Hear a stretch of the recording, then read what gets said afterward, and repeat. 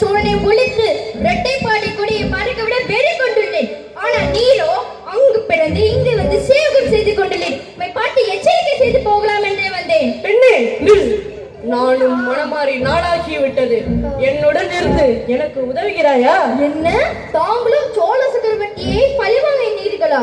ஆம், சத்யாசிரியன் சொல்லுக்கு கட்டுப்பட்டு ராஜராஜ சோழனை பழிவாங்க தருணம் பார்த்து காத்திருக்கிறேன். அப்படியானால் நானும் உம்மிடம் பணிப்பெண்ணாக இருந்து உதவுகிறேன் பாலதேவரே.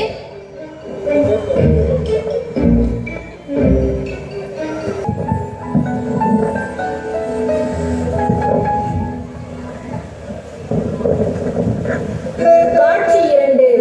அரண்மனையில் பாலதேவர் ராஜராஜ சோழரை விமலாதித்தனுக்கு எதிராக தூண்டுதல்.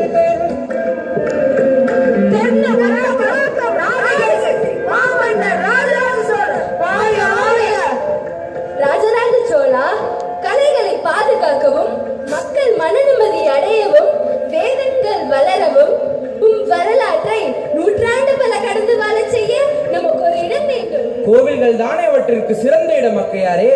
ஆம், வான் உயர்ந்த பெருவுடையார் கோவிலை நிறுவி அதற்கு தஞ்சை பெரிய கோவில் என பெயர் சூட்டி சரித்திரத்தில் சோழரின் புகழை பதித்திடு. அப்படியே செய்கிறேன் அக்கையாரே. வணக்கம் அரசே. வணக்கம் அவையோரே. வாருங்கள் தமிழ் செல்வி. அரசே, நான் தான் இந்த நாடக ஆசிரியரை இங்கு வரச் செய்தேன். தங்களது வாழ்க்கை வரலாற்றை நாடகமாக அரங்கேற்ற மிகவும் ஆவலாக உள்ளார். மிக்க மகிழ்ச்சி. தாங்கள் எங்களுடன் சில காலம் தங்கியிருந்து எமது வரலாற்றை எழுதலாம். இவர் எமது தமக்கை குந்தவை நாச்சியார். இவர் எமது புதல்வர் ராஜேந்திரன். இவர் எமது ராஜதந்திரி பாலதேவர். மிக்க நன்றி அரசே.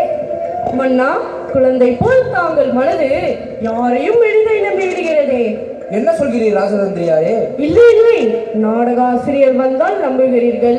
நமது சோழ நாட்டில் வாயிலாக உள்ள வேங்கை நாட்டு விமலாதித்தன் தாங்களை சிறிது மதிக்காமல் தானே முடிசூட்டி கொண்டான். நமது படைகளையும் திருப்பி அனுப்பிவிட்டான். வரையும் செலுத்துவதில்லை. அவனை மதித்து பெண் கொடுக்கலாமே முடிவு செய்துள்ளீர்கள். அதைத்தான் கூறினேன். ராஜதந்திரியாரே, என்ன சொல்கிறீர்? ஆம், அவனை சிறையில் அடைத்து வேங்கை நாட்டையும் நாம் வசப்படுத்தினால் எதிரிகளை எளிதாய் வசப்படுத்தலாம் அல்லவா? ஆம், அதுவும் சரியான யோசனை. ராஜேந்திரா, நீ வாழ எழுத வேண்டிய நேரம் வந்துவிட்டது. தந்தையே, என் நண்பனுக்கு எதிராக நான் வாழ எழுதுவதா? என்னால் முடியாது. ராஜேந்திரா, போர் என்றால் தோல் பொறிக்கும் நீ இன்னும் படை தலைமைக்கு சித்தமாகவில்லையா? இதயத்தை அறுத்தெறிந்து விட்டு